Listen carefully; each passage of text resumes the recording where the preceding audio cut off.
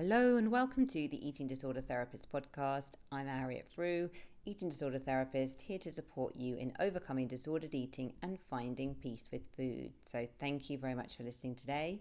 So today I'm going to talk about 3 things that can be massively influential in the development of our body image, how we feel about our body image, and these things I'm going to talk about are brought to you from the therapy room after many, many years of working with clients and hearing their body image stories. Now, I guess the thing I want to say about body image is that it is very subjective.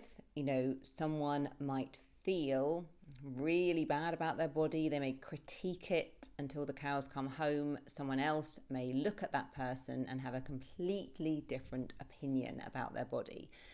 But whatever we think, feel, perceive about our body, it feels so true because these assumptions, these thoughts, these feelings about our body have been laid down often probably in the first 10, 15 years of our lives.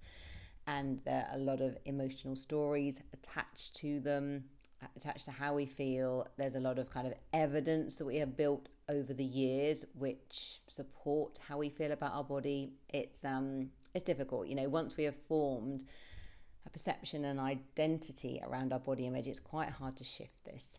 But just even realizing though that a lot of the things that we think are not necessarily true, and to realize that body image is very subjective, it opens the door to be able to change these things. But anyway, let's talk about some of the things that can be hugely impactful on your body image. So the way you feel about your body, it's got hidden, tangled roots deeply immersed in your psyche because your body image has been incrementally built layer by layer through your numerous interactions with the world on your weaving life path. Now, there is often significant emotion attached to how you feel about your body, and it's not surprising as messages will have impacted you early in your development, forming part of your identity. So things like tall, skinny, chubby, lanky, petite, bulky, the list goes on. So let's dive into 3 core areas to demonstrate experiences that are influential in your body image development, shared from countless client interactions from the eating disorder therapy room. So number 1, the influence of those close to us. There's a quote, supposedly by Jim Rohn: "You are the average of the 5 people you spend the most time with." Now, your parents' and siblings' relationship with food and body will naturally influence yours. If you had a parent who was overtly preoccupied with thinness or muscularity and then sharing their food angst and body dissatisfaction with you as the child, you are the innocent sponge absorbing this wholly. Your family of origin distinctly shapes your worldview, and your experience within those early 4 walls of living will become your normal. So everyone's normal is slightly different depending on what you have experienced. Now, parents are generally doing the best they can, but unconsciously leak diet culture messages daily. So baby boomers were raised in the Twiggy era, whilst Gen Xers celebrated the 90s heroin chic, and millennials grew up on a diet of shaming magazines and size 0 aspirations. So the messages of thinness are well embedded and often leak out unintentionally rather than in a deliberate way to harm. And it's not only family. Many of my female clients attended all-girls schools. The pressure to achieve excellence academically often goes in tandem with restrictive eating and the pursuit of thinness. And it's not unusual to have experienced close friends with full-blown eating disorders and many acquaintances normalizing disordered eating from the tender age of 11 years old. And beyond family and friends, if you're into competitive sports such as gymnastics, dance or swimming, old school coaches will have praised students with a leaner physique and encouraged restrained eating practices in the name of health and performance. And if you didn't have thin privilege and you naturally existed in a taller, larger body, then this can be excruciatingly difficult to navigate.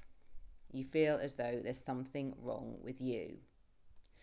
Next one, number 2, positive and negative feedback about your appearance.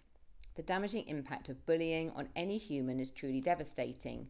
Now, so many of my clients have been relentlessly bullied about appearance and other things too. And this has led to understandable, deep feelings of unworthiness and not being acceptable or likable to others. And it becomes a perpetuating cycle which is reinforced by present day behaviours. So perhaps if you've been bullied, you will then feel fearful about the world. It seems that people cannot be trusted, people are going to reject you, so you hide and withdraw to protect yourself and you don't engage fully in life.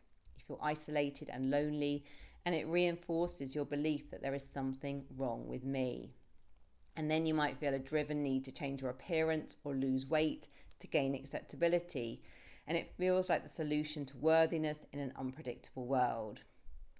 And it's not only bullying or negative comments that drive insecurities around body image and confidence. Now, if you've been endlessly praised about prettiness or being handsome, you'll likely attach much self-worth to your appearance because the world reflects this conditional message back to you. So on the surface, this may feel appealing or even flattering, but usually it actually feels precarious and unsafe. Now, when I've worked with clients who experience this, it's an intense pressure to maintain perfection and look beautiful. Because the reality is that bodies age and fade.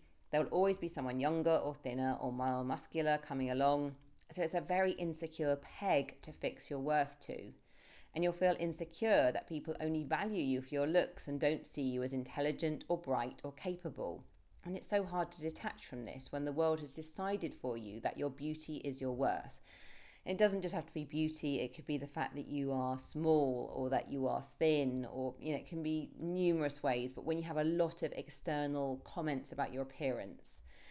And also, if you were once in a larger body and then lost weight, then the world will likely feed back that you are now worthy and acceptable. And you may feel seen in a way that you were not before. And then the seduction to maintain or return to the thinner version of yourself is real.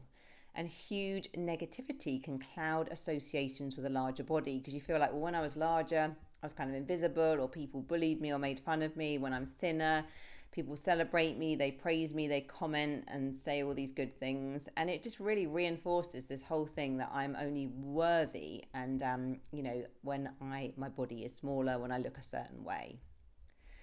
And number 3, abuse and or traumatic experiences. So when life has thrown traumatic and difficult life experiences at your door, your nervous system will be set in high alert. So no wonder you'll experience the world then as a terrifying, often unsafe place. Life may feel uncertain, unpredictable. You expect danger and to be devoured by the bear at any moment. And maybe you've lived through experiences that feel too challenging to emotionally process. Maybe you just feel like, I just can't go there, it's too painful. Now, this is when food can become an anchor and safe relationship. Controlling food and body can feel like the one place in your life where you have complete autonomy and power. A focus on food and body effectively distracts and numbs from challenging emotions. A focus on food and body can offer purpose and meaning when other life areas aren't working out. And a focus on food and body can be like a life raft of security in a turbulent ocean. So in a fearful world where you don't feel that you can trust life or others, then you cling tightly to the one thing that gives you a semblance of control. So if you relate to this as well, it's really important to be really kind and compassionate to yourself and have huge empathy that you are using this way to cope. But also be encouraged that you can learn new and healthier ways of coping, and you can work through some of these difficult experiences and some of the emotions that maybe you're cutting off from at the moment. So how can you improve your body image?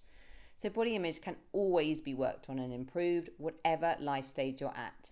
Understanding the roots of your body image trauma and processing these in therapy or through somatic work can be incredibly helpful. And your body image negativity will be rooted in difficult life events, and you may need to revisit experiences through your adult eyes and offer yourself the much needed compassion and support that you didn't receive. So it can feel as if changing your body will bring you the acceptance that you long for. We can get so fixated that if I look perfect, if I was thin enough, if this was different about me, if my stomach was flat, then I'm going to be acceptable. But this is really a sticking plaster over an extremely painful wound. And, I've just worked with so many people who have, gone on a kind of weight loss journey, really changed their body as the solution to feel better, and have ended up in a really miserable place and, actually felt mentally and physically so much worse. But again, we need to be compassionate to ourselves because the world gives us this message. If you lose weight, you will be worthy and acceptable. But it's not true. You are worthy as you are. So healing your body image is about developing self-compassion, acceptance, and self-worth. It is about connecting with your authentic self and expressing your natural skills and talents, whilst aligning with your purpose and appreciating your intrinsic worth independently of your body. And this is so much the answer. I know in my own journey, the more I've been focused on the things that I enjoy, fulfilling my purpose, my passion, my relationships, my relationship with my body has become far less of a focus and much more neutral. And that's the kind of goal we are aiming for in all of this. Okay. Hope you enjoyed this episode. Thank you so much for being here today. If you're not following me already on Instagram, do seek me out, the eating disorder therapist _. And for further support with your relationship with food, do go to the eatingdisordertherapist.co.uk. If you enjoy this podcast, I would be so grateful if you follow, rate and review, as it helps it reach so many more listeners. And if you'd like written articles of the podcast, please go to the link in the show notes and you can subscribe to my Substack for free and you will get twice weekly articles to your inbox. Thank you so much, and I look forward to sharing another podcast episode with you very soon.